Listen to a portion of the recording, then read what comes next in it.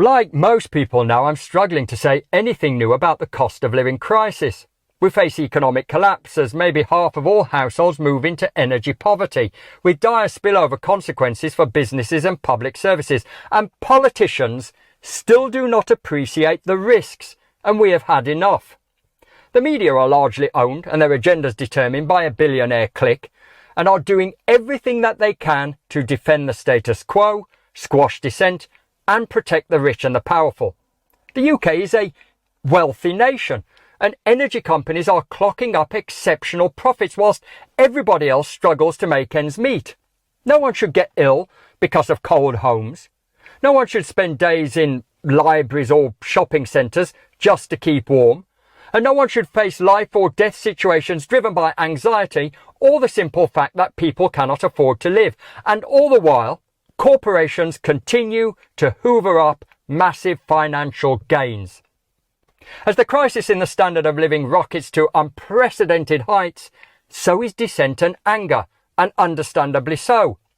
Politicians have shown that they have neither the ideas or the commitment to provide a solution that would support working people and challenge corporate power. And guess what? The government's strategy for maintaining its grip is not to deal with the situation at hand, but to repress organised dissent and prevent a coherent opposition from forming. The intent is to keep unions down by limiting the scope of their actions and make lawful strike action as ineffective or as impracticable as possible. Now, add to that the Policing Act, the Public Order Bill, and the Elections Bill. Each are designed in their own way to make effective lawful democratic resistance more difficult. Stymieing organisers and community activists in particular, these pieces of legislation constitute a centralisation of increased governmental power at the expense of working people, and we need to take a stand. Even in their comparatively diminished state, trade unions are positioned to do something that British politicians refuse to do. And with support, unions have the ability to take ambitions and ideas amongst working people and turn them into demands for change. Put simply, if mass dissent is going to take a political form at all, it's best that it's coordinated through the union movement, and for that, they deserve our support. I seriously hope that we can remain strong, because we have a massive fight ahead.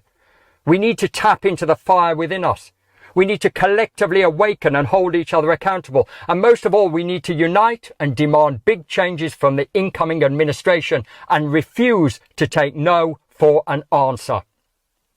Now is the time to find common ground with each other and remind one another that the media is not our friend, big business is not our friend, and the two-party system will always choose corporations over people every single time. In this dispute, we are all rail workers. By supporting them, we are sticking up for ourselves. And if you are not a member of a union, I would think seriously about joining one. We need to organise, and the time to organise is now.